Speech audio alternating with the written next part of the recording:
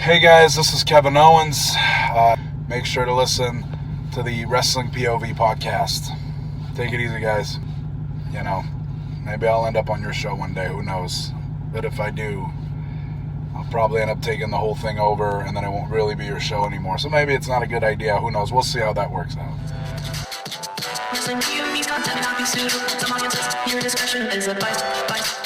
This is the American Nightmare, Cody Rhodes, and you are listening to the Wrestling POV podcast.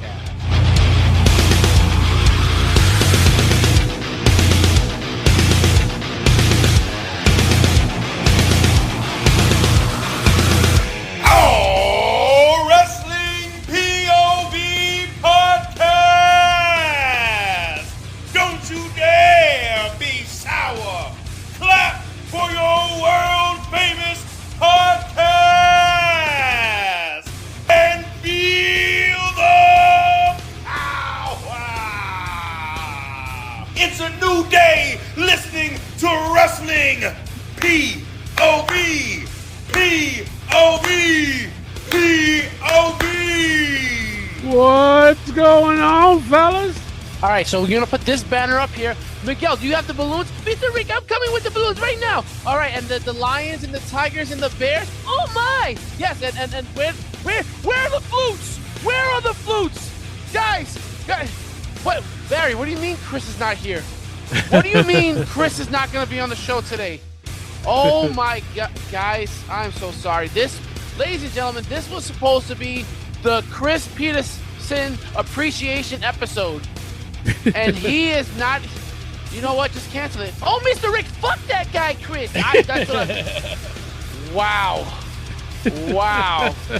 Wrong day to miss it, Chris. Wow. Get the elephants out of here. Oh, my God. Well, at least we have the host of our show, Tony Diaz. What's up? We got the $50 man, Clay Cummings. What up? We got the Dean Elio Canella. What's going on? We got the third wheel, Rick Serrano the third. Hey, people. And we don't have Chris Peterson on Chris Peterson Appreciation Day. Jeez Louise. I had a whole speech to go for him and everything. Wow. It's crazy. Terrible. It is. You know, and You know, you love a guy, you sacrifice, you know, and just doesn't show up. yeah. The nerve. What a nerve. The knife. Anyway, Yeah. we have a lot to discuss on this week's episode of the Wrestling POV podcast, as my friend, my buddy Big E, so eloquently said. So, Tony, let's get started, bruh. All right, so I got this clip to play, and I find it very, very interesting, and I think this will spark a really good debate. It's about Gunther. Is Gunther the right choice for John Cena? The guys that busted open radio, this is what they had to say. How could anybody say that this tournament's been a failure? First and foremost, you've seen some surprises. Like we saw Matt Cardona. We saw our very own Nick Nemeth, which was very cool. Some really good moments. You now look at Gunther like a solid fucking main eventer where he could... You could say, Gunther, Brock Lesnar, WrestleMania, and you'd be like, absolutely. A lot of that has to do with his dominance during this tournament. The tournament did exactly what the tournament is supposed to do. Not everybody is going to come out of the tournament like a bigger deal. Sometimes they just need people in the tournament. We all have high hopes and think the world of Carmelo Hayes, yes or no? Yes. If Carmelo Hayes was going to the finals against John Cena, I would have said that was the biggest force feed and force fit I've ever seen. It would not have been believable to me. If you want this to scream fake, then put somebody in the finals that we know that there's no way in hell they could make it to the finals unless you wrote their name in on a piece of paper. Gunther's the fucking man. End of story. Learn. You're a fucking idiot. Learn. What? Dominance during the tournament Shall we go back to last week's episode where Rick Serrano III said, hold on real quick. Gunther struggled with Javon Evans. He struggled with Carmelo Hayes. He struggled with Solo Sikoa. He does not deserve to go to the finals to face against John Cena. Wow. What did he dominate? Not in this Who tournament. did he dominate? I must have missed it because I thought this was supposed to be a tournament where everyone in this, or whoever was going to go to the finals, is someone that has a history with John Cena. That's what we all thought. Right. Or maybe like what John Cena's been saying, making new stars, because apparently that's what Saturday night's main event is all about now. WWE versus NXT, the rise of the new stars. What are we doing? What are we talking about? Gunther did not dominate anybody. Not in this If he one. had dominated this tournament, I would be saying you're absolutely right, and that's the right way to go. Mm-hmm. But he didn't dominate. The only realistic match they had for Gunther was this current one on SmackDown with LA Knight. Yes. That was the only realistic one that we've seen throughout this tournament. Gunther, the way they booked LA Knight, he should somewhat struggle against LA Knight. Everybody else, no reason for it. Should have ran through them all. He should have ran through them all. And also, how great of a tournament is it if we all knew if Gunther's in this tournament, he's going to win it? Mm-hmm. Yeah, that's true. So a little predictability there. How predictable was that? You know, it's like, so nothing about this. And the only thing I do agree with is if you had Gunther versus Brock Lesnar at WrestleMania, that's something I would tune in to watch. Yeah. Well, I think you could have had this without the tournament, though. Exactly. Gunther's already established as a dominant guy. And I would want to watch it minus the sexual assault allegations. But other than that, I mean, so stupid, bro. This is stupid. But Gunther did nothing in this tournament but make himself look worse. Mm-hmm. He did. And that's what I was just about to say, too. There's nothing good about him right now. No. This tournament destroyed him. Him losing to Jey Uso destroyed him. He has not recovered from that. No. Because he also lost to CM Punk, which, what did that do for him? Well, that was more credible than losing to Jay. Of course. Of course. But then he got the belt back and then he lost it again. It's like, he's not established. He never got his footing back. Yeah. Well, this is what they had to say. There was more to it. It's going to go back a little bit when they're talking about Carmelo Hayes leading on to everything else they see. Yeah.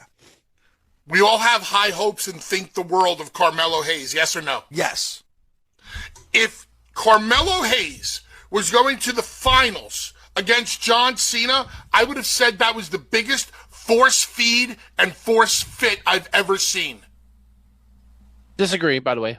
It would not have been believable to me. You? No. And I'll throw, you know what, Bully? I'll throw out another name. Solo Sikoa.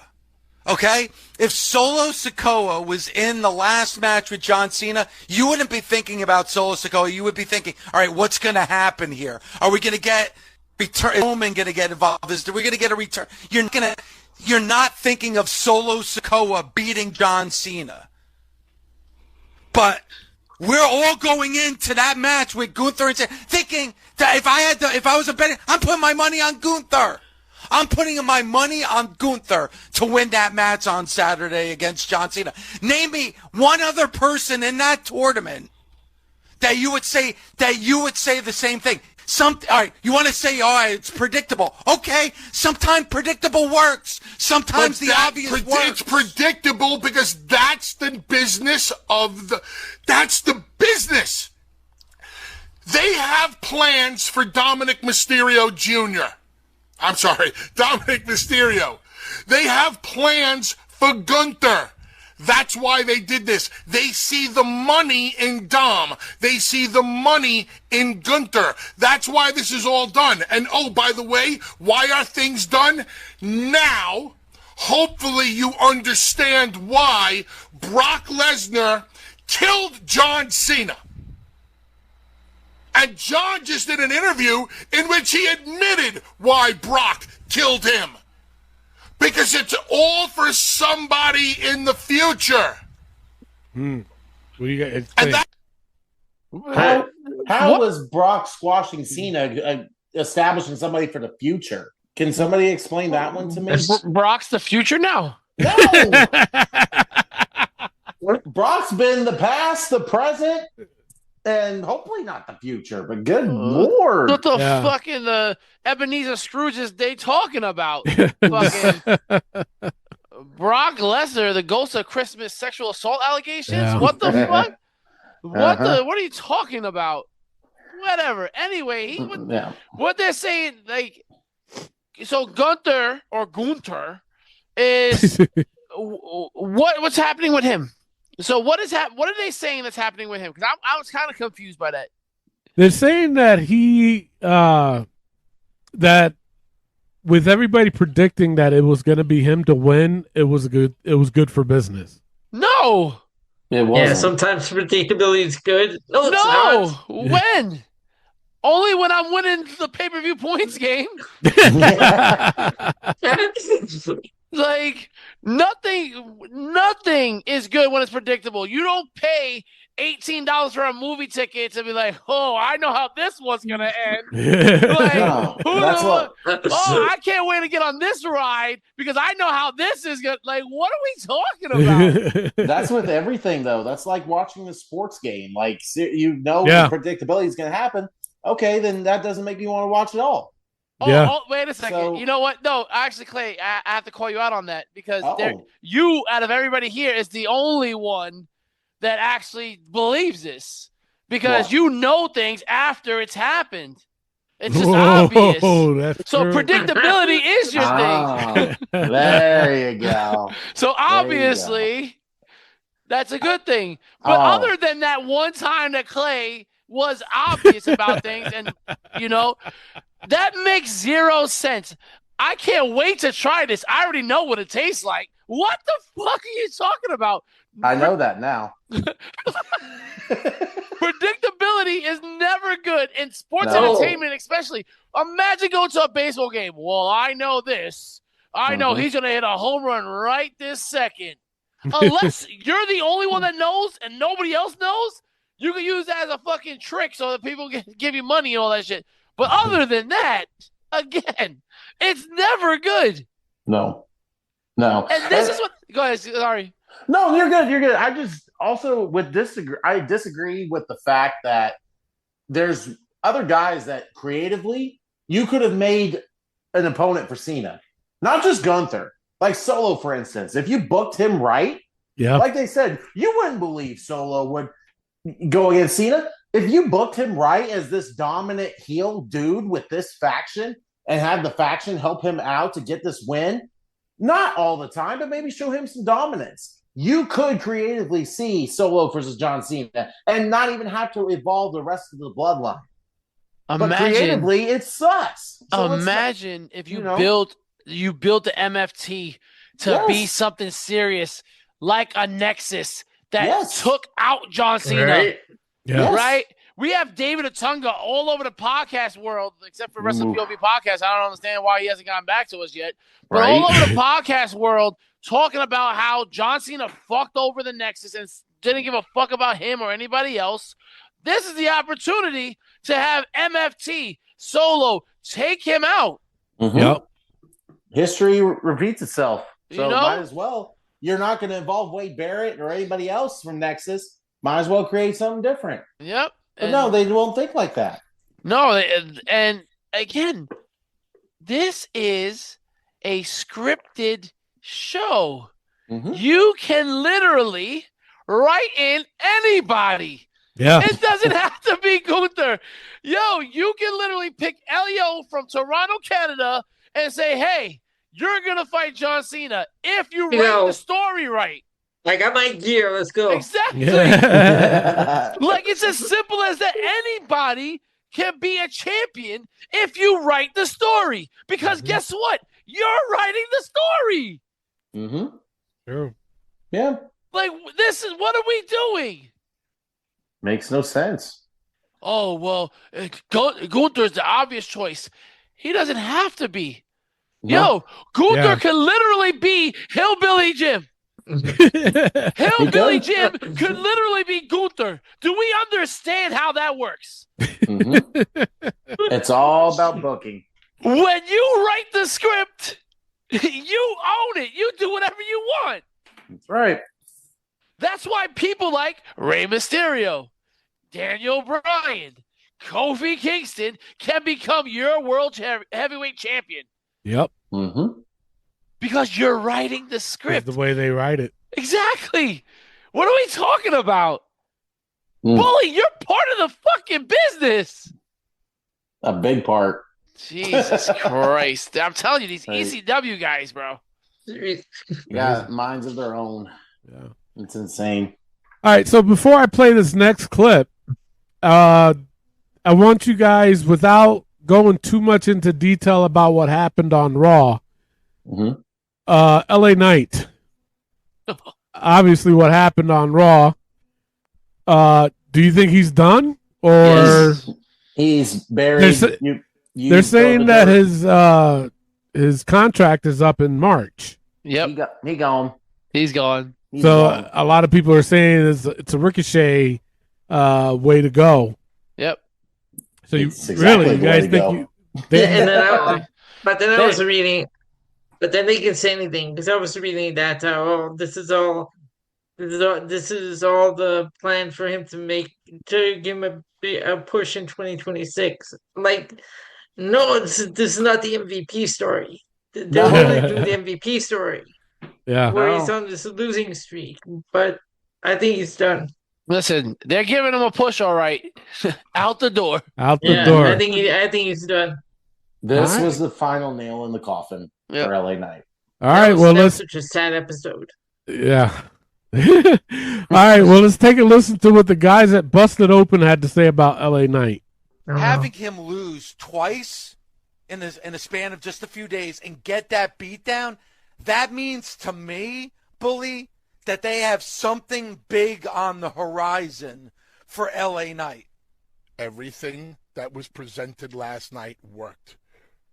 Pencil to paper, paper to producer, producer to talent. And I love that he acknowledged his bad night. He acknowledged things haven't been going so great for me lately. Good job, babyface. You're just being honest. Even the best teams in pro sports hit bad times, and they go, hey, you know what? We suck lately. We need to be better. When Braun Breaker and Bronson Reed were beating down LA Knight in the back, and they had put him through the table, and it looked like they were walking away. And they turned around, and one of them said, he's still moving. And you heard LA Knight. He didn't yell this, but it was just audible enough. And he goes, that's all you got? And I went, atta boy. I was fucking rooting for LA Knight right there. I was happy. Come on. That's the best you got? Come kick my ass some more. I've heard that a million times in pro wrestling. We've seen that, okay? The old, come on, Rocky Balboa telling Apollo Creed, come on, is that the best you got? And Apollo's like, geez Louise, what's it going to take to keep this guy down? I'm getting goosebumps right now talking about that one moment in time because I thought LA Knight did a great job with it last night. And I felt for him. He was able in that little moment to allow me to emotionally connect to him because he showed some guts. All right, Rick, I see you like. I just want to say, attaboy, LA Knight. Attaboy. You lost your last two matches that had some kind of meaning to them. You weren't on Survivor Series. Prior to that, you lost 7 out of 8 matches. Prior to that, you were jumping from Raw to SmackDown, SmackDown to Raw, just never getting a title shot. Attaboy, when you had an opportunity to beat the champion feigned an injury, and you won the match, but you didn't get a title match opportunity after that. Attaboy, LA Knight. Prior to that, you just were irrelevant, and they don't know what to do to you. And attaboy, LA Knight. Before that, You were Max Dupree. Right, jeez. So, good job. You did it. What the fuck did he do? Nothing, and it's not his fault though. It's the fact that again, it's the booking. All of it is the booking, and this isn't recently the LA Knights downfall. He's been having a downfall for this past year and a half.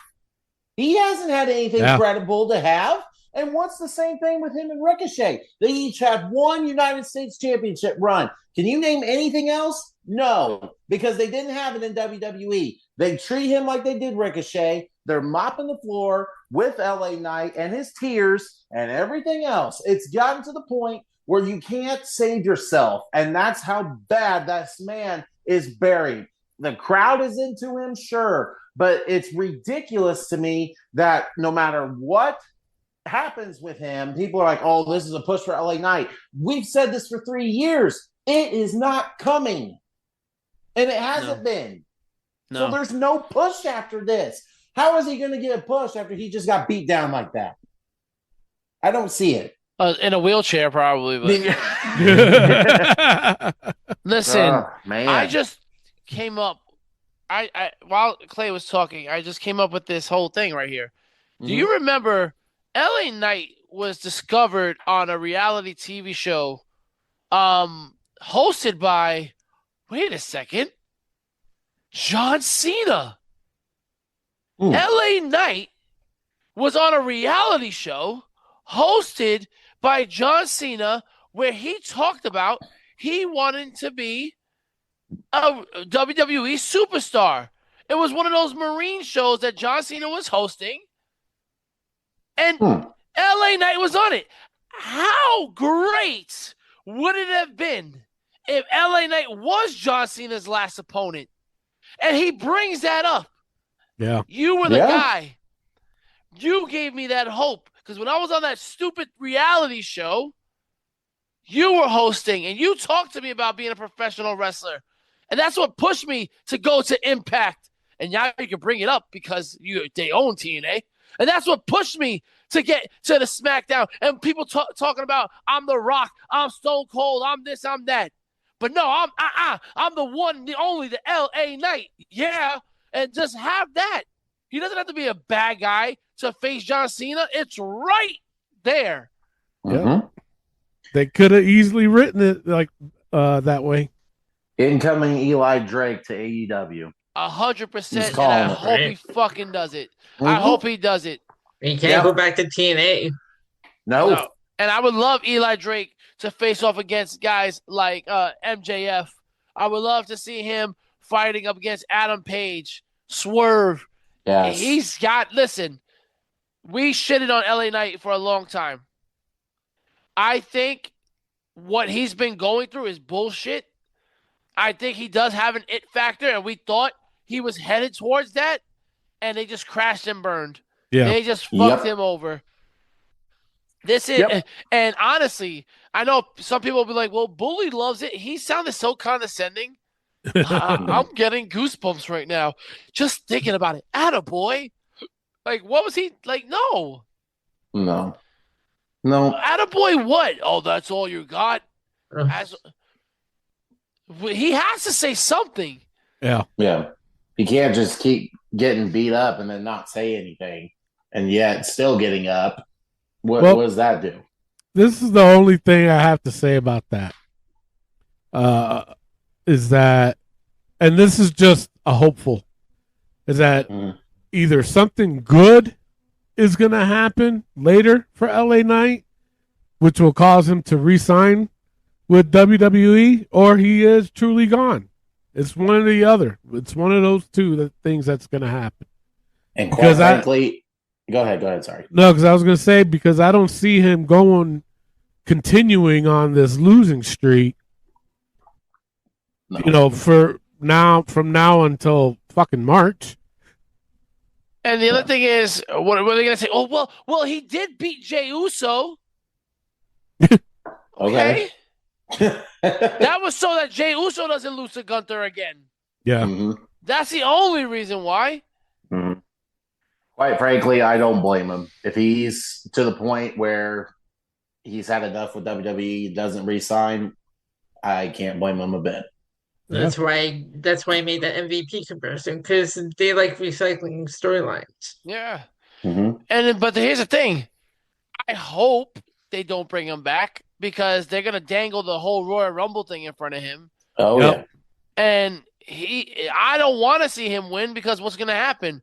Oh, it's predictable. He's gonna have that story of chasing after the heavyweight title, and is he gonna get it though?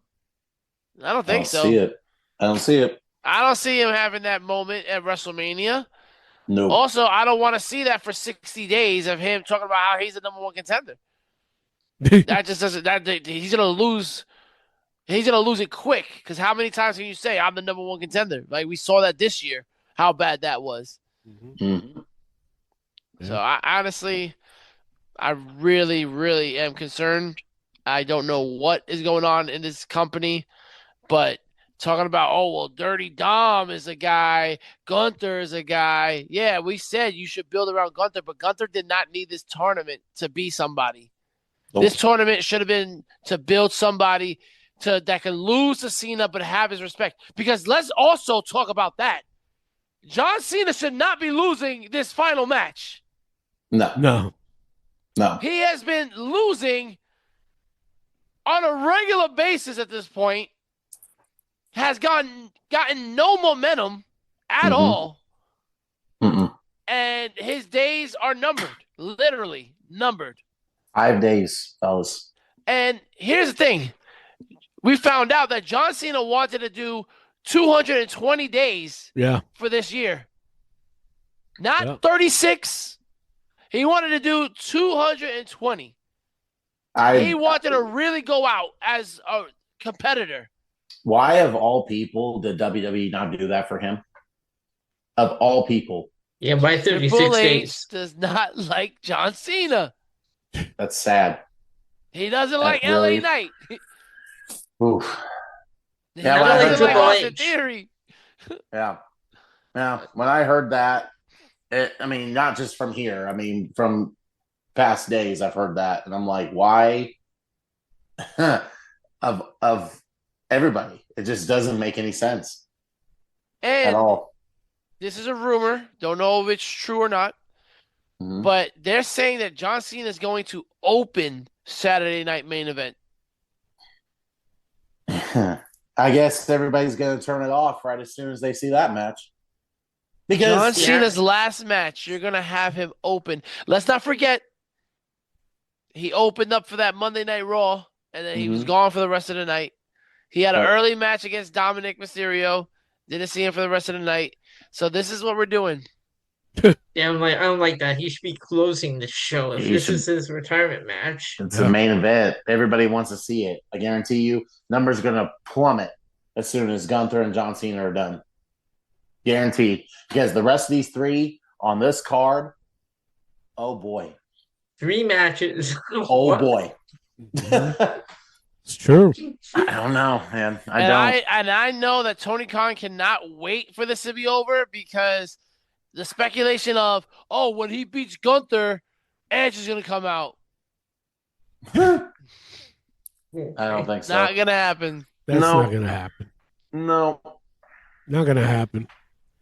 All right. So that's it for the clips. Let's get right into our Facebook Match of the Year tournament where you, the fans, voted on who you thought should advance. So first matchup we got is Io Sky versus Rhea Ripley at Evolution versus Kyle Fletcher versus Will Ospreay at Revolution. Now, us, the Wrestling POV crew, went with Io Sky. No. And no? No. Oh, yeah, that's right. We went with Kyle Fletcher versus Will Ospreay. Mm-hmm. So, Elio, did you do this on your TikTok? I did. I'm pulling the results up right now. Okay. So, on our results, 58% went with Io Sky versus Rhea Ripley. Wow. Yeah. Wow. So, on mine, they went with 56% with Io and Rhea Ripley as well. Wow. Dang. Listen. That is a hill I would die on, a sword I would die on, because it definitely was not better than Kyle Fletcher and Will Ospreay. No way. No. Wow. Nope. All right, first round, number 2. It was the women's blood and guts match at Dynamite versus Kyle Fletcher versus Adam Page at All Out. We went with the women's, right? Yep. Elio, what you get on your TikTok? 100% with women and blood and guts. No Wow. shit. Wow. On our poll, 59% went with the women's blood and guts match, Yep. Okay. which I'm not mad at. No. Our next one, a triple threat. It was I already know where this is going. It was the Young Bucks versus Swerve Strickland and Will Ospreay, all in Texas, versus Tony Storm versus Mariah May at Revolution, versus Rey Fenix and Andrade versus Fraxium on SmackDown. What'd you get on yours, Elio? So this was hard to do because you only have 2 choices. So I put All In and Revolution in one box. It's one choice, and SmackDown. No, All In one box, and Revolution and SmackDown as 2 in another box. So 100% went with All In. No shit. Okay. On ours, it was 52% of the people went with Young Bucks versus Swerve Strickland and Will Ospreay, all in Texas. I'm not upset by that, though. Yep. I really No. am not. Mm-mm. I'm not. Mm-mm. I'm not. So we are going to do the second round of the tournament after we do NXT Deadline. Yes, sir. Our next poll. Is Don Callis the next Bobby Heenan? Alex Guerrero said, laugh my fucking ass off. No. Not that funny. It's not that funny.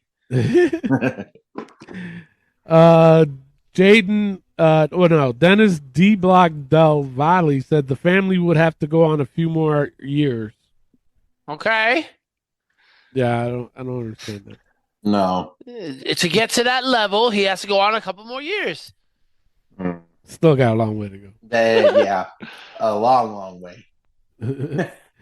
All right, so guys, what do you think? I mean, we really gonna discuss this as because I know what me and Clay and Elio are gonna say. Well, see, that's why you fuckers told Chris not to show up today. I knew that he would bury your argument. He would. That's true too. That is. Listen, I almost crashed my car laughing at Chris because how the fuck did he fuck that up? No, Chris, it's this. But anyway, honestly, listen. Do I think Don Callis is going to be the next Bobby the Brain Heenan? Logically, no. Do I think he can be? No. But what I do think is I am enjoying it because it is a reminder of what once was. I appreciate it because it is something that I really loved about my childhood and seeing Bobby the Brain Heenan and the Heenan family. Even though they were the bad guys, you still had a liking for them because of the passion that Bobby the Brain Heenan had for the wrestlers he's managed. Now, is Don Callis over the top? Abso-freaking-lutely. But I kind of like the guy. I don't hate him. I kind of like him. And just because I told you guys I was doing my homework, Bobby the Brain Heenan once came out 3 times on a pay-per-view, and that was WrestleMania 4. Okay, so how many times did he go on commentary? That I don't know. I didn't do that much homework. No, that night at WrestleMania. Oh, I don't know. Oh, okay. Probably He went on commentary at all. No, not in the WrestleMania 4. However, Andre the Giant he came out with for the 14-man tournament. Rick Rude he came out with, and he came out with the Islanders, Haku and Tama. I highly doubt that he was in commentary. Well, he was wrestling in that match at WrestleMania 4. Look at Elio's burying you. Elio's burying you. How? Yeah, but He wrestled. yeah, that's not commentary. That's worse. How's that That's worse? A manager wrestling? Not Yes. making about himself? Because let me tell you something. Sure. If Don Callis did that and got into the ring, I would have loved to see somebody whoop his fucking ass just to see. Don Callis would have took a bump. Don Callis would have ran away. So and then he gets busted open the hard way, and then fucking use that scar, and tells the makeup team to make it darker so people can notice he still has a scar. Look at me, people. Look at me. Bobby Heenan even wore that dog trainer outfit. Listen. It's true. I'm looking at it right now. The way the heat that Bobby Heenan had was really awesome heat because everybody wanted to see him get his ass whooped. Yes. At one point or another, or humiliated or something. And Bobby Heenan made that work. Don Callis doesn't do anything but himself. Yep. And just like how he did this on Dynamite, I'm not going to spin it all because we'll talk about it later. Yeah. But he didn't do shit until one of the Young Bucks was pinned. Then he starts punching him. And as soon as Kenny Omega comes out, he runs his bitch ass away. Yep. That's the whole point is Don Callis does not do shit until somebody is incapable of getting him.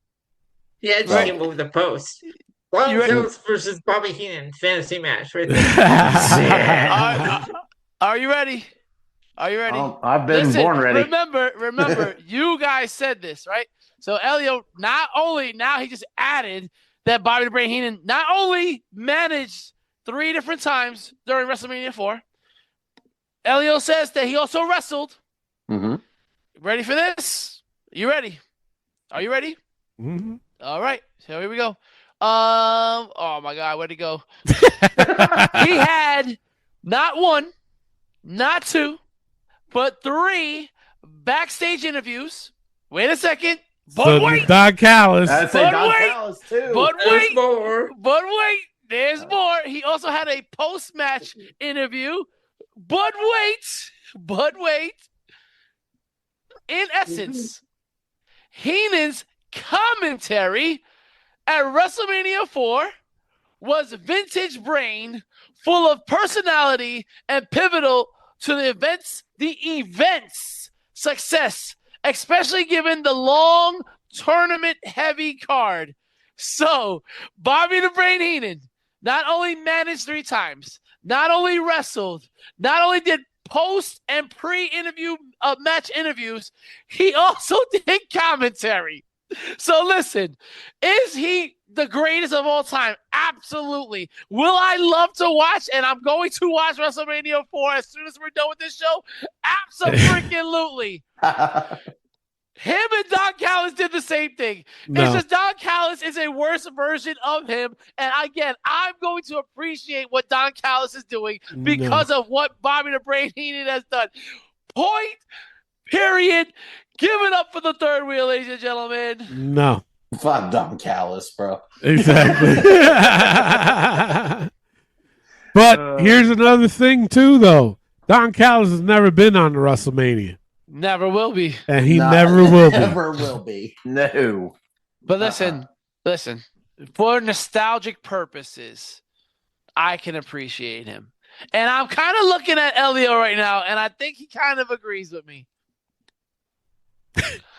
I see your point, but I still that's all I needed. I still think Don Callis. No. That's all I needed to hear. Barry, just clip that. I can see your point. I can see your point, Rick Serrano the third. You're the greatest of all time. Just clip that for me, Barry. Thank you. Yeah, there you go. Add words to that, right? Honestly, like I feel like really choked up right now just reading that about Bobby the Brain Heenan because I need everybody that's listening to understand how amazing he was and what he did for the wrestling business. And that skill is it's never going to be duplicated. No, there's only one. It will be imitated, but it will never be duplicated. And Don Callis is doing a poorly imitation of it. Very. I can appreciate him trying. No. You can't do it. Like I'm dreading to watch fucking AEW on Wednesday because I know I'm gonna have to hear Don Callis' fucking mouth, whether 100%. backstage or in commentary. So far, it's been every week with this guy. It's like, give me a break. Hey, Gorilla Monsoon said that about Bobby the Brain Heenan. So maybe he is like him. No. No. There's no Gorilla Monsoon in AEW either. That was honestly, guys, that was the best generation of wrestling, bro. Yes. Bobby the Brain Heenan, Gorilla Monsoon. Yeah. Like, oh my God, bro. Like, and then you go back to Mean Gene Okerlund. Oh my God, like that was just an amazing time to be a fan of wrestling, man. It was just everybody. It just seemed like everybody was professional. Yeah, like everybody took their job serious. Yep. It wasn't like all these like quirky things like Michael Cole does and says all this weird stuff and wanting to be down. It was like Gorilla Monsoon held himself to a different standard. He was for the good guy, but he also wasn't like just like dorky. Yeah. He respected the man with the blue tinted glasses. Love Gorilla Monsoon. Yes.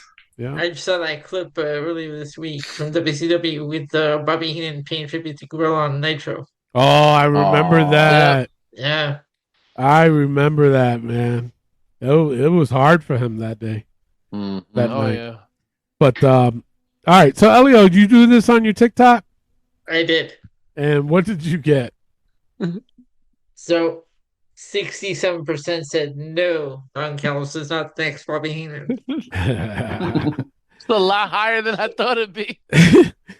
Yeah. On our TikTok, 82% of the people said no, he is not the next Bobby Heenan. That's There more you like go. it. Yeah. Listen, right. Don, I tried. I tried. All right, so if you have any comments or suggestions, just write it on our Facebook page, or you can email us at wrestlingpov1@yahoo.com, and we'll respond to it on the show. Absolutely. So, all right, with that being said, it is time for NXT Deadline. Take it away, Clay. All right, we're talking about NXT Deadline. First match of the night. Ricky Saints versus Oma Femi for the NXT Championship match. Now, good match to start out the show. Yeah. Oma Femi powering Ricky, as he should, throughout this match to start out. Ricky got his shots in as he should. But here's my thing with all of it. If you're having Oba, if you know at the beginning you're having Oba go against Cody Rhodes at Saturday night's main event, don't you think that Oba Femi, kind of like how Gunther should have throughout the tournament, if he's going against Ricky Saints, mop the floor with Ricky Saints throughout, especially if you're going to start out the show how dominant Oba Femi really is? Do I think he really needed the NXT Championship again? No, I don't. Because he's already established. I don't know what they're doing with him. I don't even know if they know what they're doing with him. But near fall after near fall throughout, nobody interfered in the match. I thought was really good. And then Oba Femi finishes off Ricky Saints. And that was really about it with this match. And here's my thing, and I'm just going to say this with all wrestling in general. Why are we starting out shows, regardless on the pay-per-view, with the World Championship on the line? Why is that the first thing? And that's why I want to do kind of a poll for this through next week's show. What kind of poll? What do you mean? Well, I do want to do a post sort of thing. It's like, is the World Championship meaningful, like in today's world, more than it was back then? Like back in the day, the World Championship was in the main event picture. Took priority. It was what you were going after. Why? And it was always on last. Yes. So why are we starting out shows with the world title on the line. And that's not just WWE. That's AEW too. Yep. So why are we starting? As soon as I saw Deadline and they started out with this match, I'm like, are we even, recognizing that the world championship is the prized possession of that brand? And why is it first? So I want to do that post for next week. Yeah. So what are you saying? Is the World Heavyweight Championship still meaningful? Yes. Yeah. Okay. Yeah. And then just put yes or no. Yep. As a poll, we can do yes or no. Okay. And then I also want to throw out another post about Ricky Saints. Let's rate Ricky Saints' year in NXT. I'm down with that. Because is it good? Is it failing? What? I honestly, not to go too deep in it because we'll talk about it more next week, but it doesn't look that successful to me. No. Because you just forced him with the North American title, you forced him with the NXT title, and now you're going to force him to the main roster where he is going to drown. 100%. So it doesn't seem like you're looking out for his best interest, and maybe that's the LA Knight replacement right there. Seems like it. Seems that it goes. So. When it comes to this match, like you said, it shouldn't have gone on first. And talking about Oba versus Cody and all that stuff really doesn't help either. Nope. And I just don't get it. I don't get why you put the title on Ricky Saints if that's what you were gonna do. Exactly. I mean, I did pick Oba Femi to win, but that's WWE logic for you. Yeah. So no, I was not. But it was a decent match. It was good. It was good. Yeah, I wasn't saying it was bad. It was solid. Yeah. It just didn't deserve to go on first. Yep. Yeah. Next match, we had the Women's Iron Survivor Challenge with Lola Vice versus Jordan Grace versus Sol Ruca versus Kalani Jordan versus Kendall Gray. This was a very fun match. Yeah. I thought from start to finish with Kendall Gray and Kalani Jordan at first, I thought they did really well. Throughout the match, you had that story coming in with Jordan Grace and Kalani, having into it, all that. So there was sort of a story there throughout this match. Then you had Lola Vice, and then you had Sol Ruca to come out last, which she still sold the knee injury. Like Kalani took her out, and then it was back and forth of who was getting pinfalls after pinfalls, which everybody did well in this match. Everybody did great spots with the timing and her soul snatcher, man. I can't get over it. That is one of the best finishers I think I've seen in a long time. That double one she did after the ropes. Yes. It's impressive. And even to get two wins in right 5 boom, seconds. Boom. Yeah, back to back. Yep. And they were all tied at 2. And you thought Sol was going to win again here, but in coming everybody else and Kendall Gray.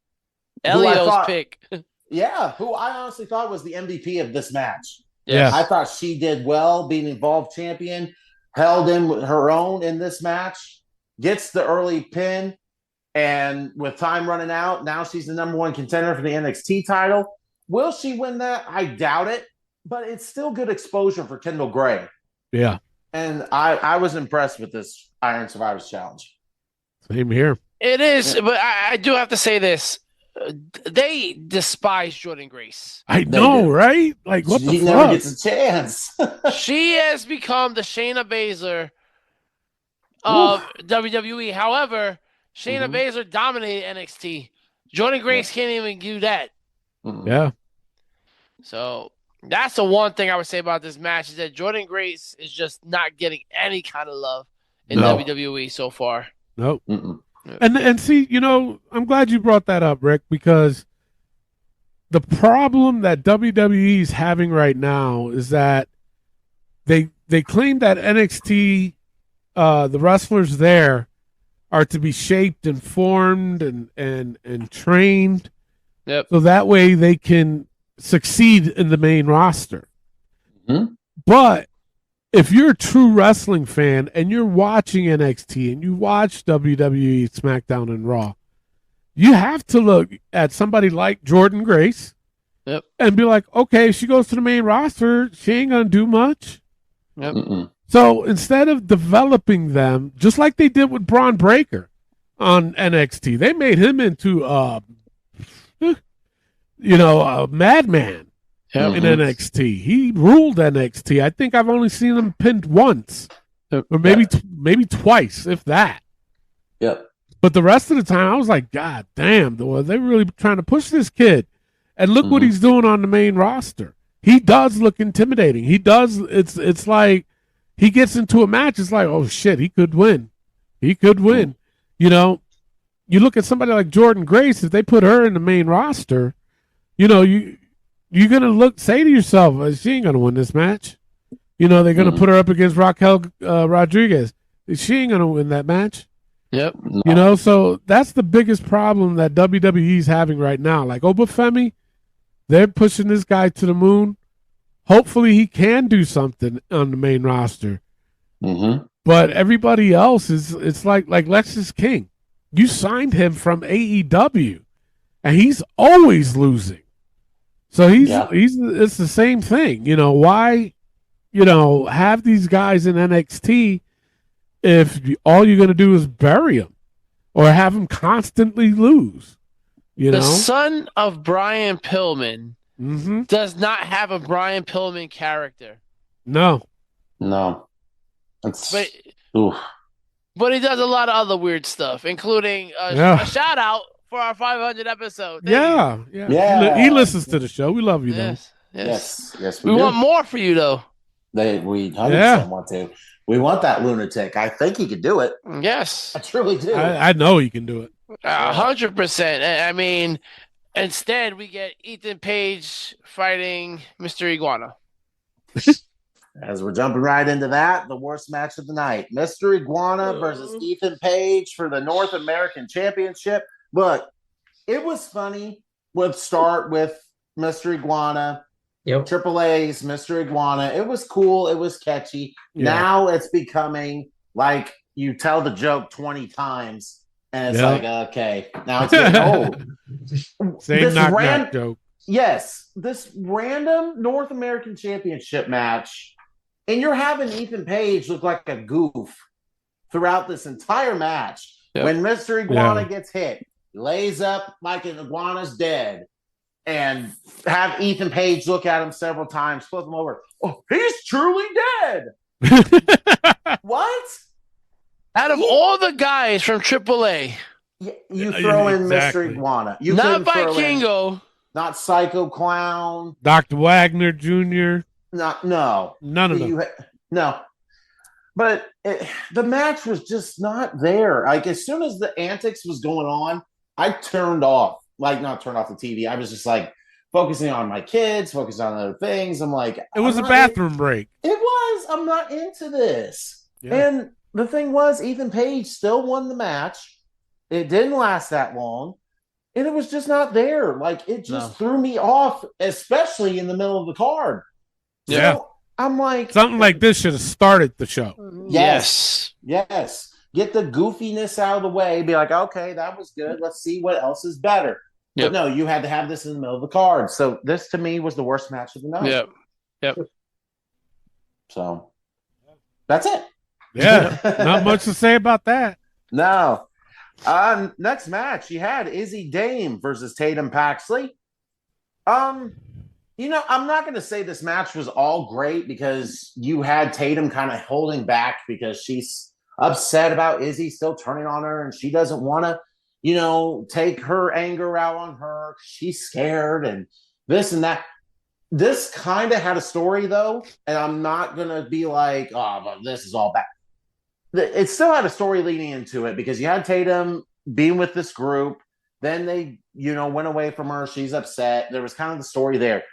But the match wasn't really there for me because then it took her a while to get focused. And then Izzy's like, hit me. Then she turns psycho and goes crazy. And now she's about to win. Here's the other thing. What are they doing with Sean Spears? He hasn't done shit. He hasn't done nothing. Ever since that either. He brings out the dolls, rips Tatum's doll's head off. She's upset, gets in the ring. Izzy takes her out with a big boot and gets the 1, 2, 3. This was an NXT match. It was. This should Yeah. have been on a pay-per-view or Yeah. PLE, whatever you want to call it now. It just wasn't. And I feel like this was forced onto the card just to get something on there. Yep. So it just, I don't know. The randomness of Tatum Paxley getting an NXT championship and then losing like that, I don't get that either. Because just like JC Jane, we would never predict that Tatum Paxley would have won an NXT Women's Championship at any point in her career. Yeah. So I don't know. This match just wasn't for me either. And last but certainly not least, the men's Iron Survivor Challenge with Leon Slater, Javon Evans, Joe Hendry, Miles Bourne, and Dion Lennox. To start out with Leon and Javon, I thought was really good. Yep. High-paced match, going real good. Miles Bourne comes in, then Dion, and then last but not least, you had Joe Hendry. I thought, honestly, I see what you did. Yeah. Say his name and he should disappear. I believe in Joe Hendry. I believe in Joe Hendry. Good Lord. Here we go. But the thing was, though, with this match, I thought was really good. Dion Lennox, I think, showed out. I felt like all these other guys were established already as, like, people know them well, which we really don't know with Dark State, like, even the names. Especially for me. It's like, we know Dion Lennox and the rest of them. I still don't have any idea what their names are. No. So that's just for me. I think he showed out here and showed why he should be in this certain match. Javon Evans jumping all over the place.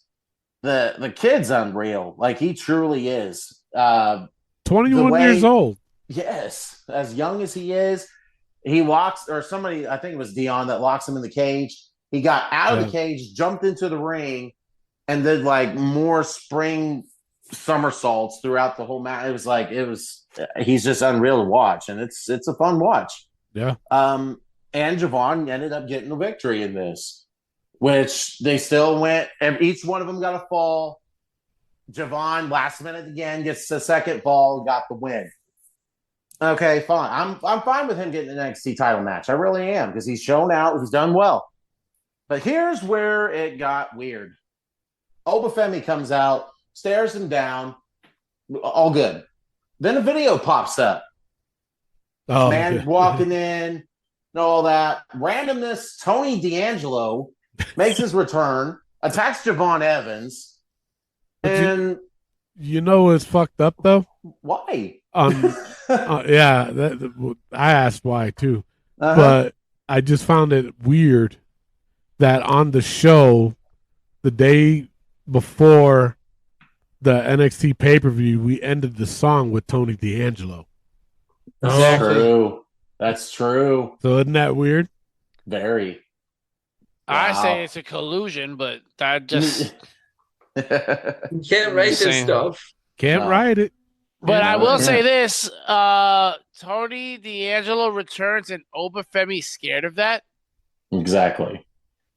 Did Tony D'Angelo do something with Obafemi before that made him scared of him? I don't think so. Not that I can remember. I know this is, and also this is a gimmick change, right? Mm-hmm. They're looking at, so I don't know. He's not going to feed Oba to the fishes? Yeah. It's just some more family. And Javon Evans winning this, it's like, okay, are you going to give him the title or not? Mm-hmm. And I hope it's not, because he is the kind of person that is built to fight and climb that mountain, but never reach that top. Mm-hmm. That's how I look at him. And I kind of think they're kind of forcing Javon Evans down our throats. It's just too much of him. Now he's jumping from main roster to NXT, main roster to NXT, AAA, TNA. It's like, yo, slow down. Because what you're going to do is you're going to get him to the point where, we've seen this already. Yeah. He's already jumped across the ring. He's already jumped outside the ring. Oh, he's jumped off of this. He's jumped off of that. What's next? Yeah. Oh, that you did it again? Oh. And then it's just going to get stale. Yeah. I kind of got mad at Javon at the one Iron Survivor he was already in a while back because they interviewed him after he got like eliminated. It's like, no big deal. Then why are you in the match if it's not a big deal to you? It's true. This is the Kofi Kingston effect. Yes. Yeah. It truly is. Yeah. So. Yep. But that was NXT Deadline. All right, let's give it a grade. I'll give it a C. I give it a C plus. Okay. I give it a C plus. Not too bad of a show, Rick. I'm being nice. I gave it a B minus. Oh. Wow. Okay. Elio. I go with C plus. Okay. All right. There you go. That's your NXT Deadline. All right. Let's get right into round 2 of Match of the Year tournament. Elio's got the card. He's getting it. Don't worry. It should be what? 2 matches and then the triple threat again, too? Or Yes, no? sir. Yes. Okay. Okay. The first match I have is El Hijo de Vikingo versus Chad Gable from Worlds Collide and Stephanie Vicker versus Io Sky from WrestlePalooza. Oh, boy. Huh. Anyone can take it. Well, I'll go ahead and go first. To me, since I was there, I'm going to go Stephanie Vicker versus Io Sky at WrestlePalooza. No bias at all. No No bias. bias. No. That was the only match that I thought was worth the money that I paid to go. All the way in Indiana. Indiana, yes. Indiana. Yes. I love that place. I hope you do. It's beautiful. But anyway. This is why Chris is going to be suspended without pay. Oh. Because now we have 4 people. So now we got to do our best to not make it even. Yeah. Okay. So I am going to say it's El Hijo de Vikingo against Chad Gable as the match of the year candidate to go on. That's my vote. Okay. I can go either way with it, but I'm going to go with Io Sky versus Stephanie Vicker. So, Elio, it's all up to you. And there's no pressure, Elio. If you want to tie it up, we'll leave it up to the fans to vote. It's true. Yeah. That's how we'll break the tie. I'm going to go Io Sky, Stephanie Vicker. There you go. Wow. Wow. So, Io Sky and Stephanie advances. What's the next matchup you got there, Elio? The next one we have Penta versus Chad Gable versus Dragon Lee from Raw. And then Street Profits versus DIY versus More City Machine Guns from SmackDown. I'm going for the SmackDown match. Absolutely. I'm going with that. SmackDown match. Yeah. Yes. That was the TLC one? Yes. Yeah. Yeah, 100%. Yeah. For sure. There's no questions on that one. Right? And the triple threat we have is Becky Lynch versus Bayley versus Lyra from SummerSlam versus Obafemi versus Moose from NXT Roadblock and the ladder match from SummerSlam. Which one? Women's or men's? At SummerSlam, I think it was the one, the DIY. I forget all the team names. I just put ladder match. The tag team. All of them. The tag team ladder match. Yes. That tag one. team ladder match. Yeah, that's the one I'm going with. Yeah. Mm-hmm. Yeah. Yeah. Okay. All right. So we got the tag team. Yes. Okay. So we got 2 ladder matches advancing into the second round. And now next week, we're going to have 3 one-on-one matches with our remaining 6 matches for Match of the Year candidate. That's right. There we Make go. sure you guys tune in to that next week. Yes, and don't forget, you guys are going to get to vote for who you think should advance. Mm-hmm. And you guys will have your own Match of the Year. The WPOV Match of the Year, fan Match of the Year will be yours, and we'll have our very own. And we're going to have a lot of other awards we're giving out. Male Superstar of the Year, Female Superstar of the Year, Rookie of the Year, and so on. Podcaster of the Year, Rick Serrano III probably win it again or something like that. But yes, Fan of the Year is coming back, baby. That's right. We're going to have our Fan of the Year. Once upon a time, Clay Cummins, the $50 man, right. He was our Fan of the Year. That's right. I remember that. Yeah. All right. like yesterday.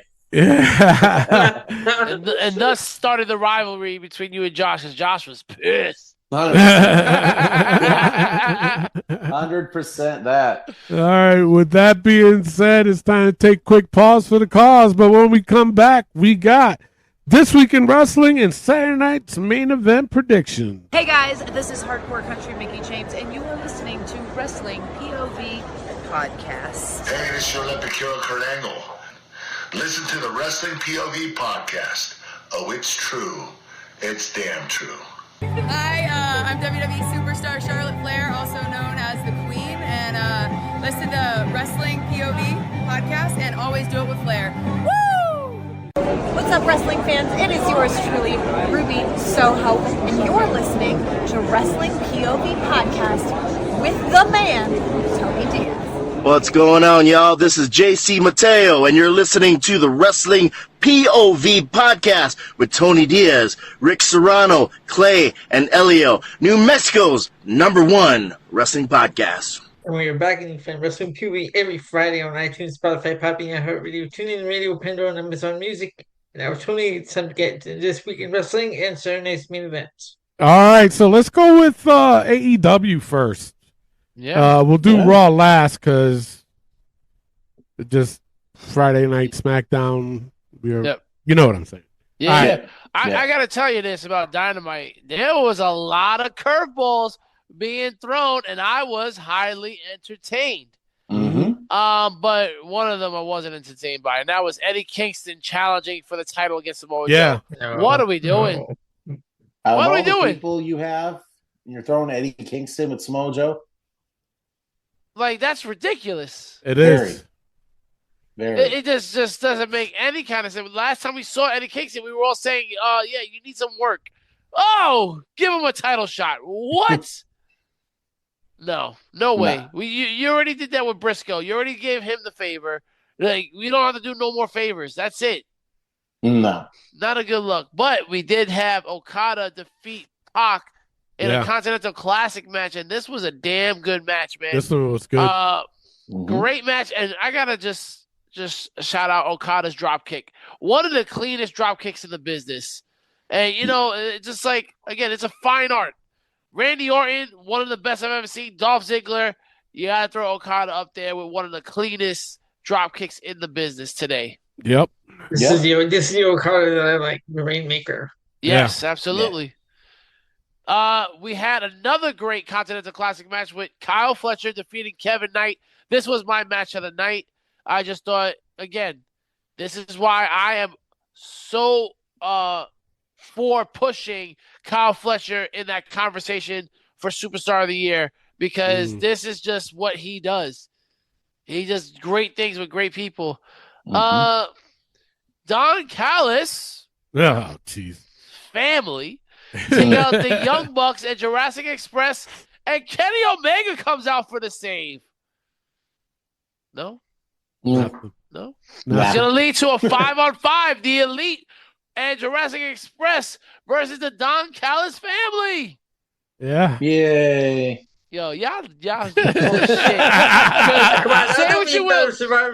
That's a better Survivor Series match than what we got. Thank you, Elio. Now you're I like coming Warriors. around. See, like, this is good. It's going to be a good match. Take Don Callis out of the picture. The 5-on-5 is going to be good. You're still going to see Don Callis. It's going to be great.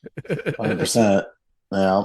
The Timeless Love Bombs defeated Mega Problems as Luther returned, and the Love Bombs are now in the finals.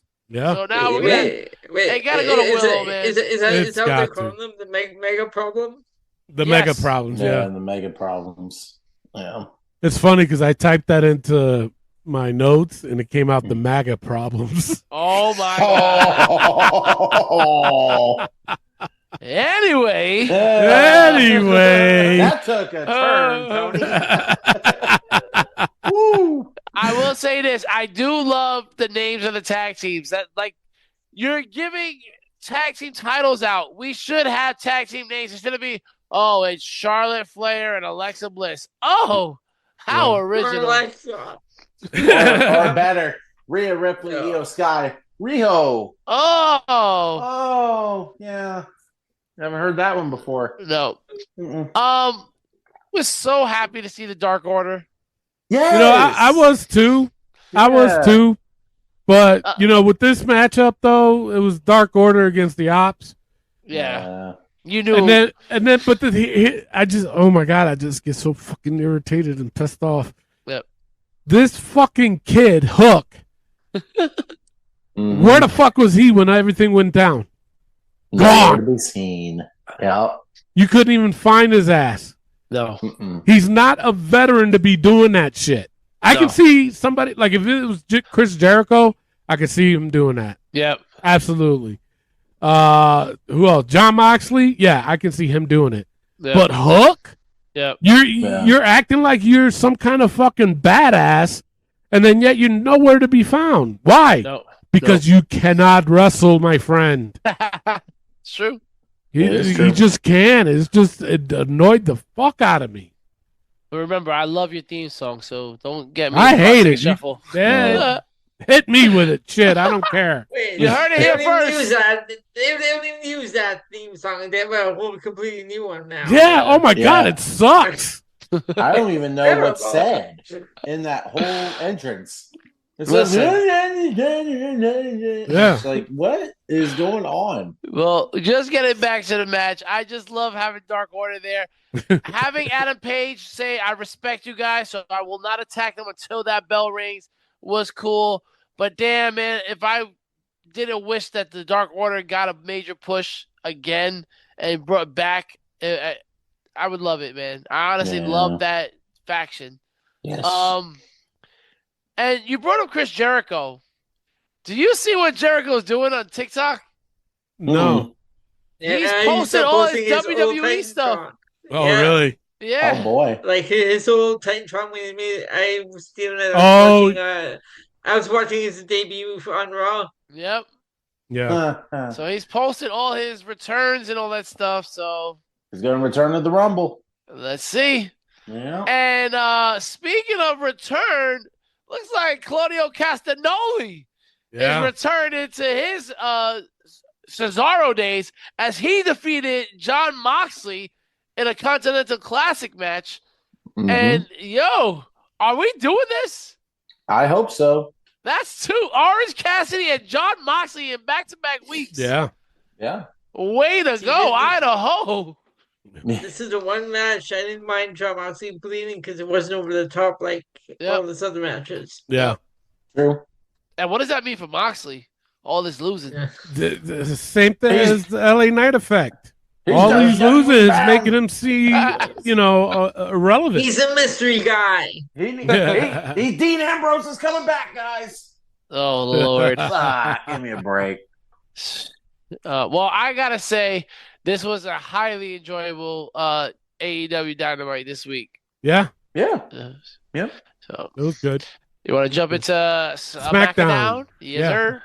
How is Drew still suspended?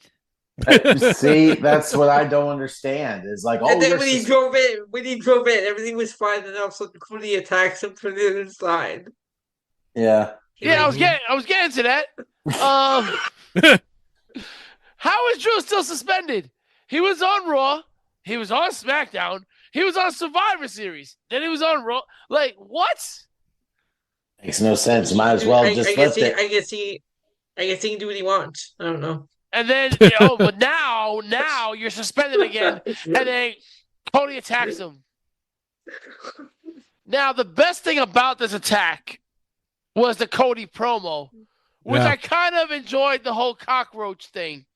I was like, you know what? He's absolutely right. That is who Drew is. But Drew needs to go over. Sometime, yes. Like, it has to happen now. Yeah. I don't want to hear it. And now Rhea Ripley is on SmackDown? Apparently. Yeah. What? As she's in the middle of a whole women's tag team title run? Yeah. Because she's now back with Damian Priest. So Aleister Black and Damian Priest are still feuding? Still. And he needs help from Rhea Ripley because Aleister Black is with Zelina Vega? Rhea Ripley needs help against Zelina Vega? Damian Priest needs help? What? No, that doesn't make sense. We were excited about this feud, but I'm over it. Yeah. You got to move on. You're dragging it out. But not only that, they really haven't done anything worth for me to say, oh yeah, I got to watch this. Only once maybe, and that was when Aleister Black threw the fire in his face and stuff like that. But that was the only time. Yep. You know what I'm saying? Now is just getting to the point where it's like, okay, whatever. Yeah, change the channel heat. Yeah. But I will never change the channel for a Dragunov U.S. Open as he defeated Carmelo Hayes because Tommaso Ciampa got involved. But prior to that, we had a banger of a match. Yeah. I love, Dragunov. Amazing. Yep. This guy has given us, in the short time that he's returned, return of the year kind of stuff. Oh yeah, because 100%. his matches are just banger after banger after banger after banger. Like, it is so great and refreshing to have this. And Carmelo Hayes looked like $1,000,000 in this match. Yeah, he did. Yes. And I'm excited to see what happens with Ciampa, because you can't keep having them try to get at Dragunov and never happen. It has to happen at some point. Yeah. And I would love to see that at pay-per-view. Yeah. Oh, 100%. Yeah. Yep. I am honestly getting sick and tired of this whole Jackass thing. Like, they are pushing this so much. I see the shirts for the first time. God awful. Yeah. They are. They're terrible. Told you. Yeah. So they are pushing it bad. Yep. Well, real bad. And then, why do y'all hate Jade Cargill? For real. You gave Jade Cargill, the women's heavyweight champion, Alba Fire. Yeah. And the match gets overshadowed by Chelsea and Julia, which now gives no respect to either title. And then you disrespect Jade by giving her Michin? Yeah, like what are you really doing? Do something. Like, what are we doing? And then MFT and the Wyatts brawl. There should have been Survivor Series. Exactly. And there's no makeup for MFT anymore? They're not wearing the makeup no more? Guess not. Now, the good thing, though, Solo did cut a good promo. I will give him that. He did. Saying about Bo Leave and that he doesn't deserve the name Wyatt. That cut deep. Yeah, they cut deep big time. So I definitely Solo can cut promos, guys. They gotta give him a chance. Yeah. They do. I don't understand why we're seeing Bailey versus Sol Ruka on Saturday Night Main Event. No, it doesn't make any sense. And then Gunther did defeat LA Knight. But then what I didn't like was at the end is that Gunther says Cena will give up and tap out, which apparently John Cena has never done in his career. But I could have sworn that Kurt Angle tapped him out. He's tapped out before. I thought. Right. Yeah. I could have sworn he's tapped out to Kurt Angle at the beginning. Maybe, right. Yeah. That could be. But now that's what you're going to use to build some kind of story with Gunther and Cena. And this is why his last Monday Night Raw or his last SmackDown shouldn't have been a couple of weeks ago. It should have been this fucking week. Yeah.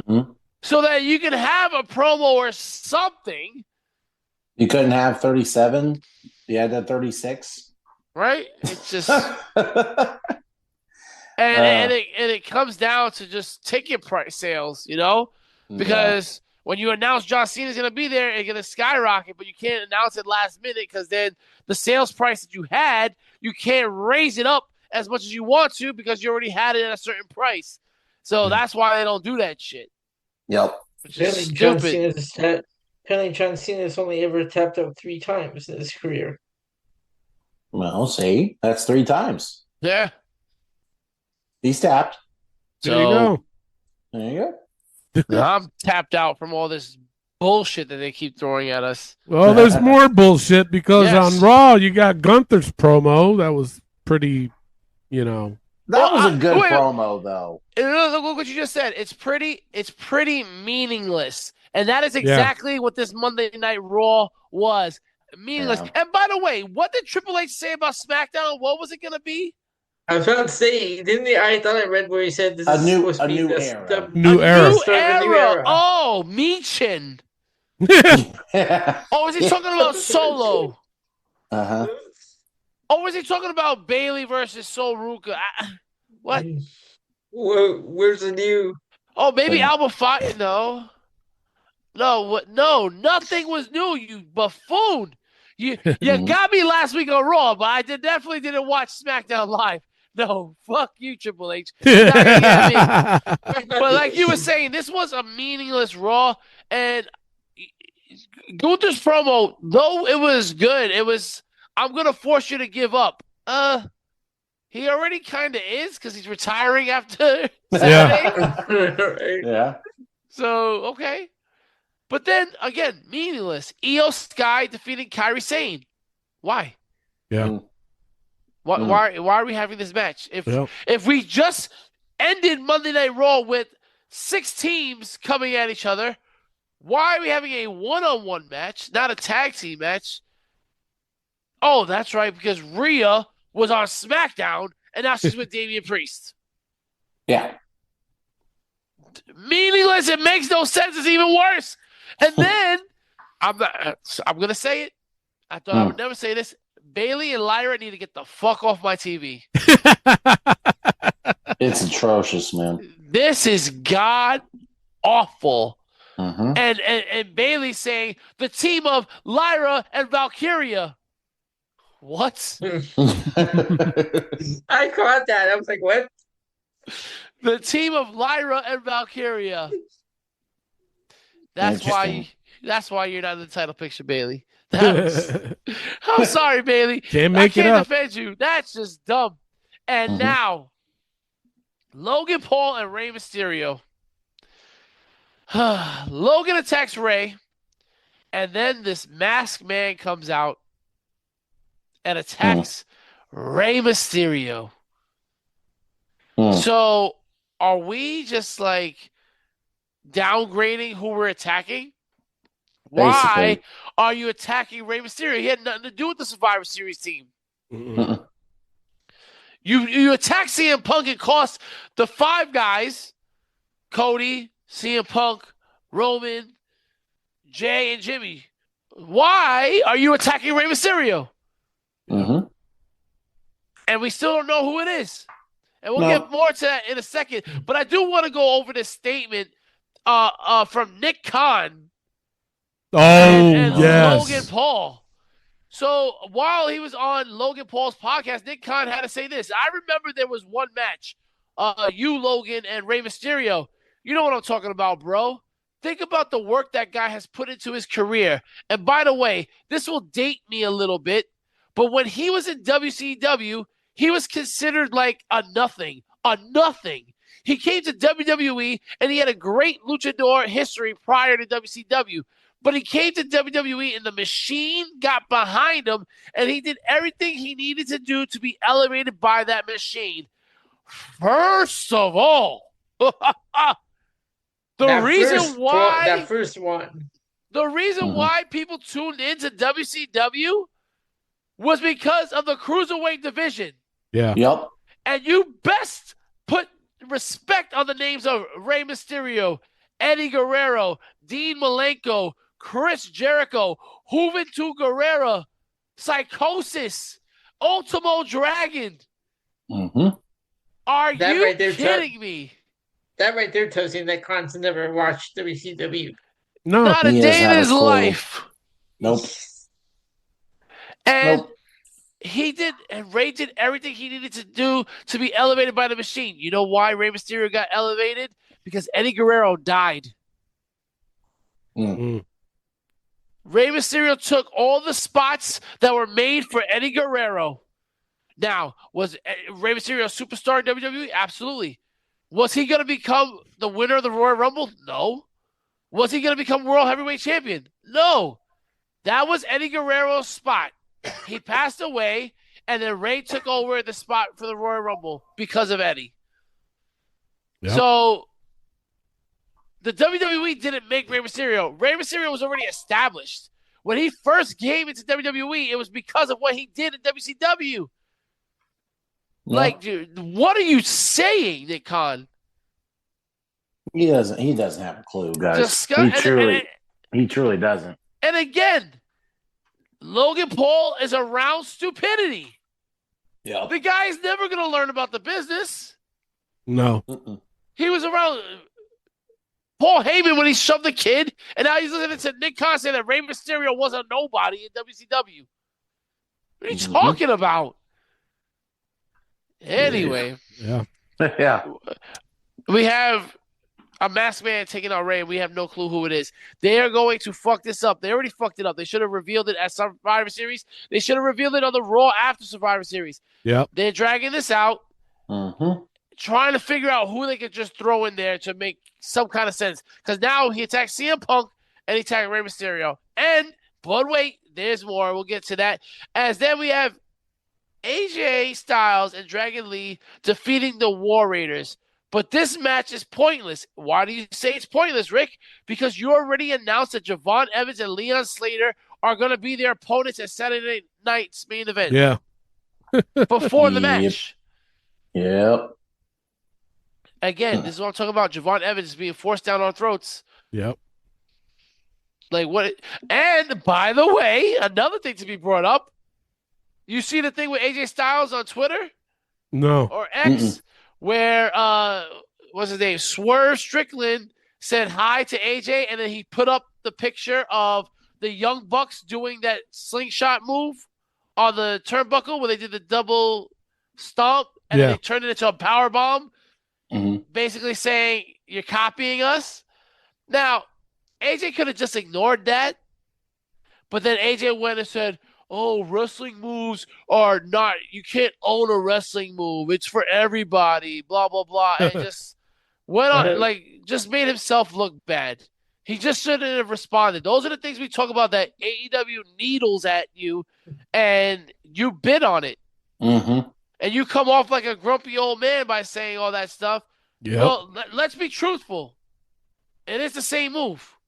It is. You just did something. They did a powerbomb. You did the Styles Clash. That's it. Don't respond. Mm-hmm. But by responding, you make yourself look guilty. Oh, there's no ownership of wrestling moves. Actually, there is. Because the wrestling business have kangaroo court and all that stuff for when you do somebody's move and they get pissed off about it and you don't ask for permission. We know all about that. Thanks to The Undertaker. Thank you, Taker, opening your fucking mouth after 30 fucking years. But it's just ridiculous. Anyway, back to Raw. The Usos. Then the Usos interrupt after that match. New Day interrupted first, and then the Usos take a 3-minute entrance. Yeah. You're interrupting somebody. Yeah. Coming through the crowd, no less. Coming through the crowd. And we all know where this is going to lead to. Yeah. Oh, yeah. Jey Uso and Jimmy Uso are not winning the tag titles. Jey is going to turn on Jimmy. Because Jimmy fucked up. Jey took that L. Then he lost the title. Then he lost his wife. Then he lost Jada Parker. Then what the fuck, Jimmy? Jimmy was on a roll. Jimmy's fucking up. Uh-huh. Poor Jimmy. And then we finally have Stephanie Becker in an in-ring promo. Yeah. And she said nothing. She actually it was detrimental to her. She probably should have never had an in-ring thing because what she said was the dumbest thing ever, where she was talking about how she's the best. I am the best, and it's not because of the devil's kiss. You're not supposed to say that part out loud. You're not supposed to say that. That's what people are saying. because it's true. Since you've gone up to the main roster, since Booker T noticed what you do, you have been just doing that one move. Yeah.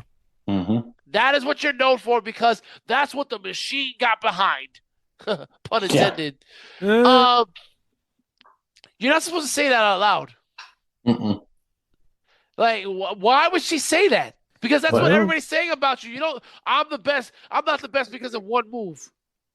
Just prove it. Don't do it no more. yeah. Don't do it no more. And that's how you stop people from saying that. Yep. And then, guys, I thought we were going to have to apologize to Chris because Nikki Bella starts coming down.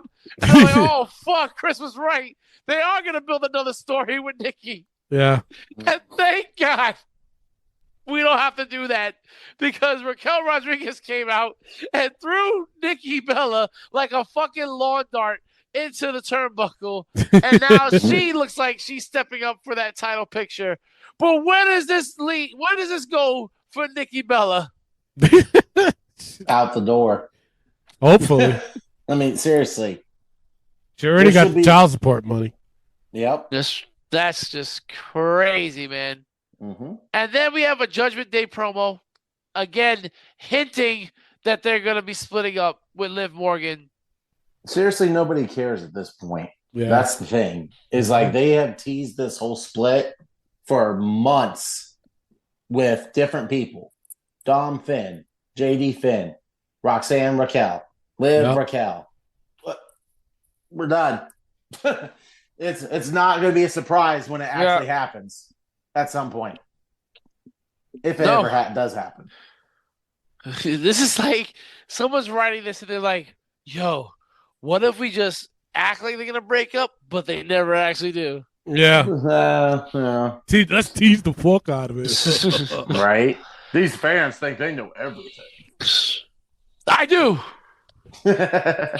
And Roxanne defeated Lyra Valkyria thanks to Liv interfering. Yeah. So again, meaningless. There has not been one meaningful match so far on Monday Night Raw. And then we get the worst thing I've ever seen, where Maxine Dupree is having another video package where she taps out 3 women, and then she taps out Natalia. What are we doing? We want more. Natalia We want more. just Again. got jobbed on a video package. You know, Natty's all about being the first ever to do something. Well, congratulations, Natalia. You were the first ever to tap out during a video package. What the fuck? And all of this is an absolute fucking waste because Maxine Dupree cannot wrestle. So all that acting she's doing, all the teasing of her hair and all that sweat and all that stuff. Oh, yeah. Well, other than that, it is not going to help her with her wrestling. Nope. A meaningless Raw. And then we have Logan Paul defeat LA Knight because the Masked Man comes back and cost LA Knight the match. Yep. So now the Masked Man has attacked 3 different men, one of them being part of the Survivor Series team and 2 others that were not part of that team. And then if that wasn't bad enough, then LA Knight gets taken out by Division, and there is no CM Punk. There is nobody there. No Roman Reigns. No CM Punk. No Jey Uso. No Jimmy Uso, who was LA Knight's boy. Yeah. And I have one more quote to say from Triple H about Roman Reigns. He says this, and I quote, Roman Reigns is bigger than the championship. Wow. See, that's where I'm going at. He doesn't have to fight for number 1 contenders. He just calls his shot, basically. That's ridiculous. Roman Reigns is bigger than the championship, and we're about to do a poll about the championship belt. And if it's still meaningful. Well, not to Triple H, so that's one vote. That's one vote no. Damn. That's just, I don't know, man. I've always been pretty Nobody sure is bigger than the championship. Nobody is. I don't care who you are. Nobody is bigger than that championship belt. Wow. That's sad. Imagine Michael Jordan. Listen, people will say Michael Jordan is bigger than the championship. Michael Jordan will never say that about himself. Nope. No. Crazy, bro. That is crazy talk right there. Mm-hmm. Roman Reigns is bigger than the championship. Nobody is, man. Nope. No. Nobody is. This was the most meaningless Raw ever. Because look at this. Gunther's promo, EO versus Carrie, Logan Paul and Rey Mysterio, AJ and Dragon Lee defeating the War Raiders in a pointless match because we already were announced another match. The Usos interrupting. Stephanie McHair's promo went nowhere. Judgment Day splitting up. Roxanne defeats Lyra. Why? Liv interferes. Maxine's promo. Why? Logan Paul defeated LA Knight. Nothing about this show was meaningful. Nope. No. Like I said that earlier, that ending was the saddest ending in Raw. The funeral of LA Knight, bro. Funeral of Right. Yeah. It literally is. But here's the thing. If they bring LA Knight back, they can't bring him back like in a week or two. No. You know what I'm saying? This has got to be a months thing.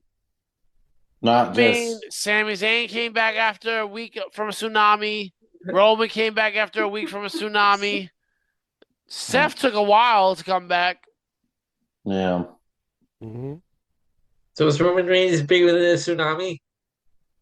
He has to be. Yeah. Roman Reigns is bigger than life. Let's just be real. I mean, come on. Are we serious? All right, so that's your This Week in Wrestling. Let's get right into Saturday night's main event predictions. Clay, take it away.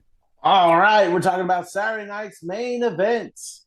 These matches. So there is 4. When I said that, it only had 3. Yes. Yeah, there's 4. Yes. These matches are not in order, so do not shoot the messenger. First match I have, champion versus champion. Cody Rhodes versus Obafemi.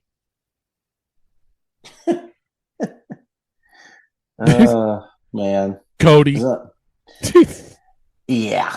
I'll just go ahead and go. I'm going Cody as well. I'm going to go Obafemi. I think Drew McIntyre cost him the match. Okay. I mean, you have to solidify Obafemi here. You cannot have him lose. Yeah. That is true. Elio. I'm going to have to go Obafemi. Wow. All right. Look at that. Yeah. Next match. Bailey versus Sol Ruka. Sol Ruka. They hate Bailey. All right. I love Bailey, so I'm gonna stick with Bailey. Okay. I'm gonna stick with Bailey. I gotta go Bailey. I'm sorry. I can't see this. I really can't. So I'm going Bailey. Elio, you stumped. I'm going to go Bailey. I don't know. She's messing with the Judgment Day, so that's true. Oh. Next match, a tag team match. AJ Styles and Dragon Lee versus Javon Evans and Leon Slater. AJ and Dragon Lee. Yeah, for sure. Okay. AJ and Dragon Lee for me as well. Yeah, AJ and Dragon Lee. Can we just call them AJ Lee?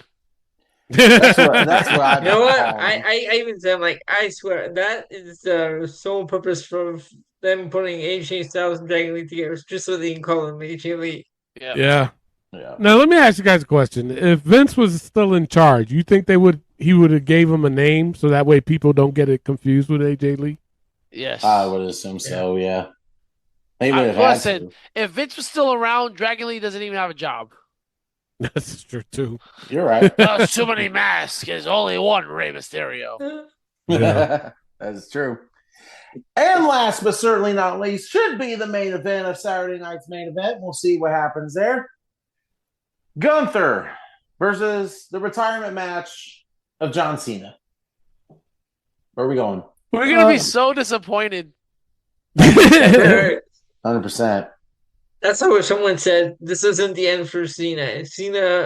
Gunther beats him, but then The Rock comes out and says, "Your soul still belongs to me. You're not retiring." I'm like, no. No. Like stupid fan theories that they have. Listen, I'm just going to go Gunther here because here's my thing. You cannot, of all people, have Gunther lose to John Cena on his way out. Because if you're going to establish Gunther as a top heel or a top guy in the company, how is that showing anything for John Cena winning this match when he's going out? I can't see it. So I'm going Gunther. Well, I'm gonna go John Cena. Okay. Going John Cena, man. He has to win. Yeah. Okay. Yeah, I know John Cena. Well, fuck me. All right. And that is your Saturday night's main event. All right. So with that being said, I think that's I have the scores. I added the deadline. Oh, okay. What you got? In first place, so top we have Clay with 140.67. I'm in second with 135.72. Tony's in third, 127.80. Rick at 123.84, and Chris at 58.53. There you go. Okay. Right. Awesome. Well, we still got 2 more pay-per-views too. And we do. True. And what is that, Barry? We're out of time, so we can't celebrate Chris on this episode of the Chris Peterson Appreciation episode. Ah, damn. All right. Guess we can't do it. Hey, It's not. That was a once in a lifetime opportunity, Chris. that was it. That was it. it. You fucked it up. All right. With that being said, it's time to close out the show. But tune in after the show because we got the 5-second shuffle championship, which Clay won it last week in overtime. Epically. Yes. Epically. It was an epic win. It's a new era. It's a new era. So with that being said, how you play is basically what I do is I just put a random song off my playlist. I hit the shuffle button, and I only play 5 seconds of it, and whoever reaches 10 wins is just how we ride off into the sunset until next week. But there's also the forbidden songs. If any of these forbidden songs pops up, they get a minus deduction from their score. These forbidden songs are Taz, Chris Benoit, Reba Giggle, Hook, Lash Legend, and Julian Hall. With that being said, I am your host, Tony Diaz, along with the $50 Man, Clay Cummings, and the Dean, and the Third Wheel. Rick Serrano the third. All right, love, peace, and wrestling. We'll see you next week. Peace out. All right, Clay, you have champion's advantage. You can either go first or pass it off to me. I want to pass it off. All right. Oh, what a mistake. All right, here's my first one. I'm a nice man. Yeah, I'm a nice man. Wow, don't you calling Clay that, bro? That's crazy. I know, right? I'm gonna go with Mr. Ass. Rick. Mr. Ass, Billy Gunn. Elio. Mr. Rat. Why you look so embarrassed to say that? He giggled. It's a terrible song. It's a terrible theme. It is. It is. Clay. Mr. Ass, Billy Gunn. It is Mr. Ass. There you go. All right, everybody gets a point on that. Goes to Rick. Rick, here you go.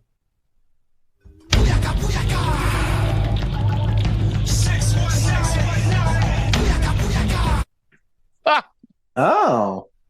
Rey Mysterio. Wow. Right? Elio. Rey Mysterio. Clay. Rey Mysterio. I'm also going Rey Mysterio. It is Rey Mysterio. Everybody gets a point on that. Goes to Elio. Elio, here you go.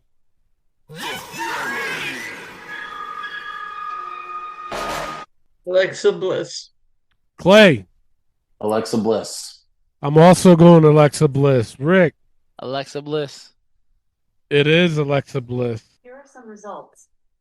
Oh, we're not done with the game We're yet. not done with the game. Shut up, Alexa. Yo, mine does that all the time too. Jeez. Oh God.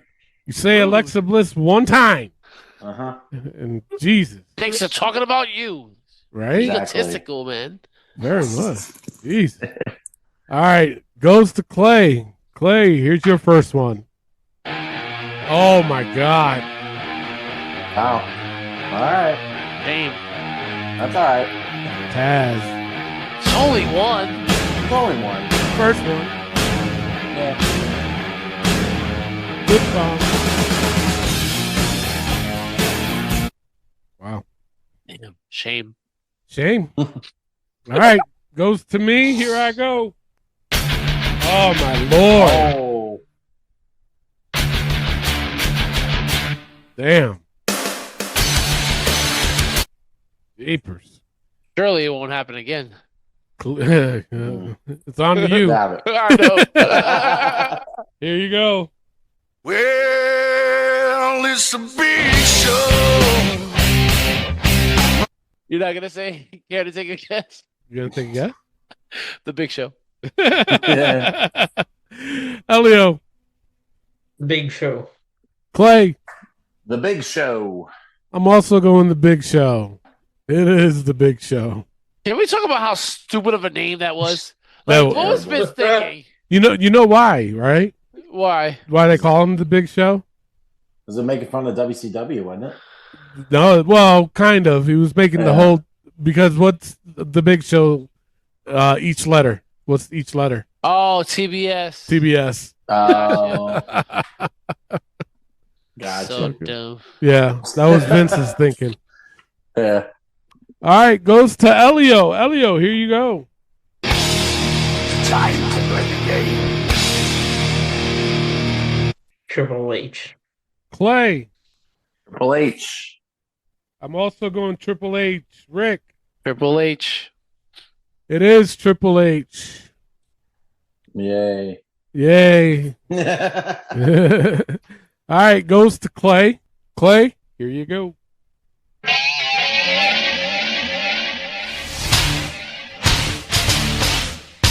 Brock Lesnar.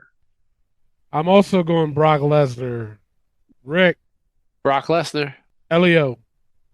Brock Lesnar. It is Brock Lesnar. Ooh. We're moving fast today, boys. Yeah. Right? Yeah. All right. Updated scorecard is I got 5. Clay's got 5. Rick's got 6. And Elio's got 6. Oof. It's on to me. Yes. Yes. All right. Here I go.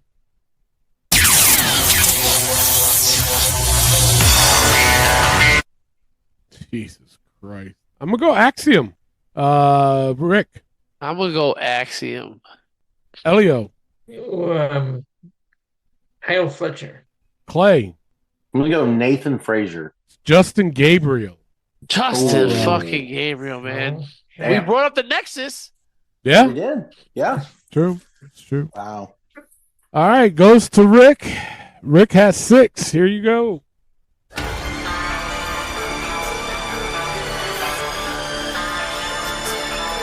We had this one. I'm gonna go with. Damn it! I'm gonna go with. Fuck it. The Nightmare Collective.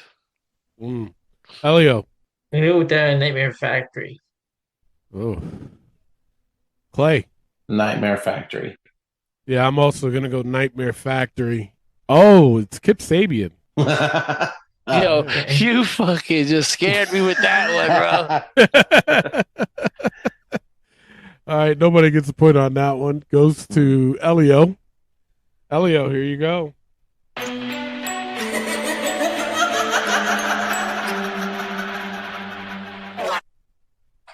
Liv Morgan. Clay. Liv Morgan. I'm also going Liv Morgan. Rick. Liv Morgan. We talked about her as well. I know, right?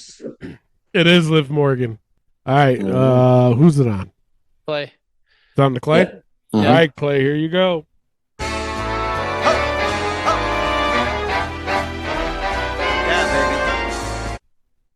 Michael Cole. We've had this before, but I'm also going to go Michael Cole. Rick. Ooh. See, Elio's fucking with me, bro. I'm gonna go Michael Cole. Elio. It's Michael Cole. Oh my God. Thank you. It is Michael Cole. Oh God. Yeah.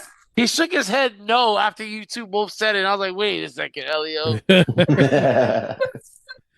All right. Goes to me? Yes. All right, here I go.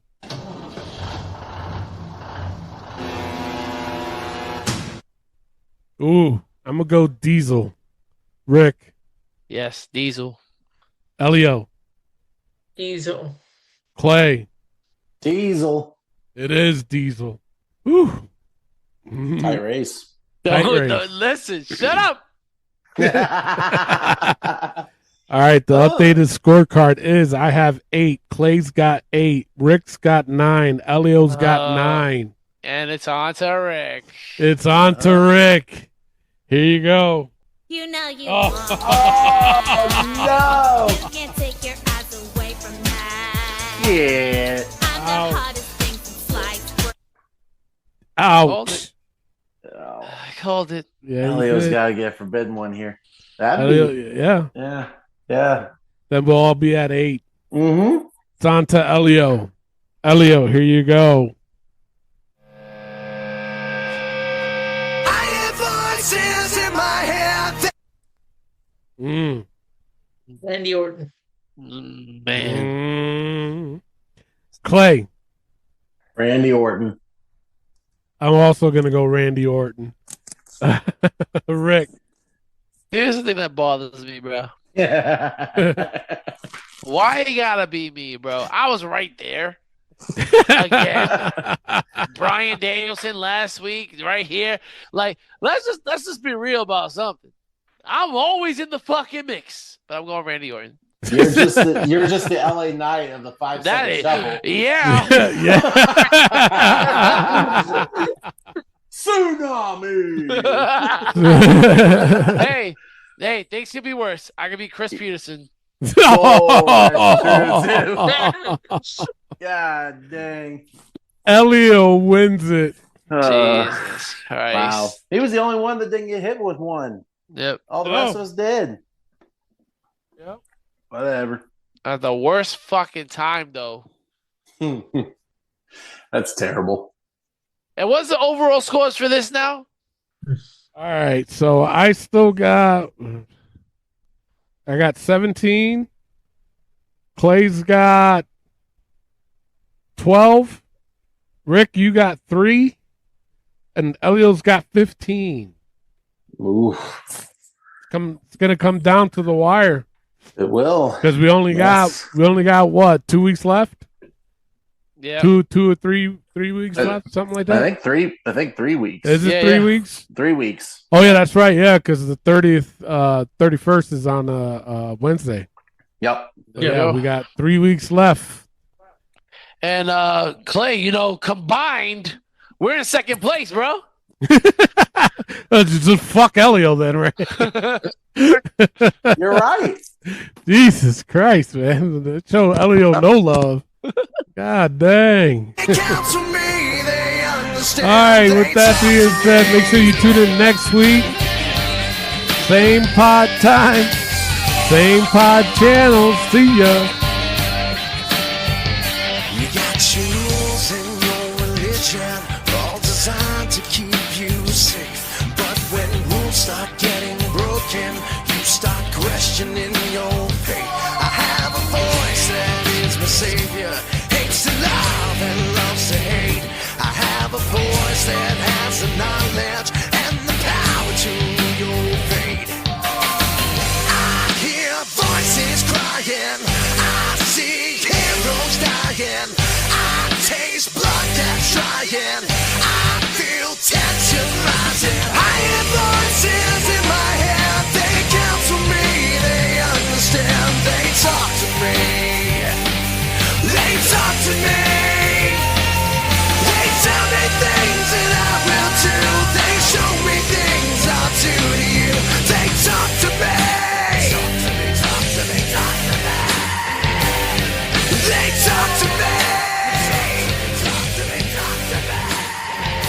All the lawyers are defenseless. All the doctors are disease. And the preachers are sinners. And police just take the grease. All